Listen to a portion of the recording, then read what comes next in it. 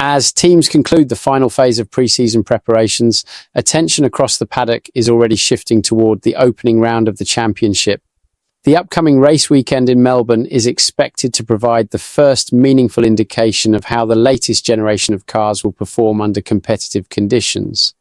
With the introduction of sweeping regulatory changes for 2026, engineers and motoristas are still working to understand how the balance between combustion power and electrical deployment will affect race execution over a full Grand Prix distance. Early running has highlighted that adapting to the revised energy systems may require significant operational adjustments.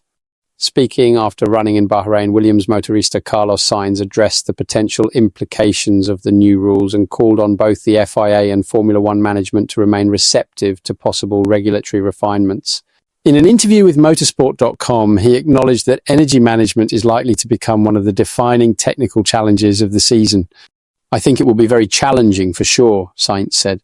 He noted that he has not yet completed the simulator calibrations needed to evaluate the specific demands expected in Melbourne.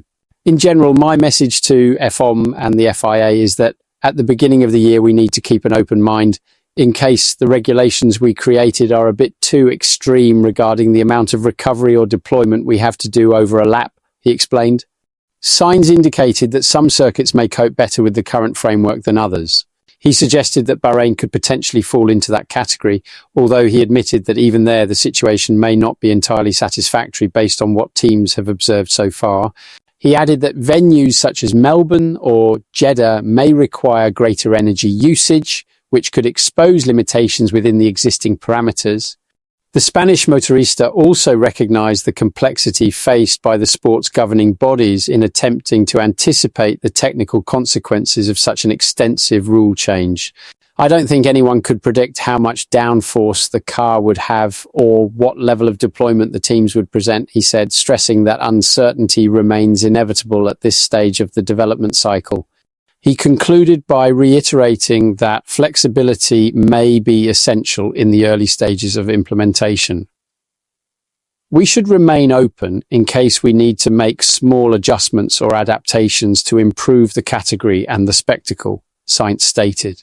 "That's my only message. I think we should stay flexible instead of committing to a certain level of energy management." What's your take on this situation? Share your opinion below and don't forget to subscribe to the channel for more Formula One updates.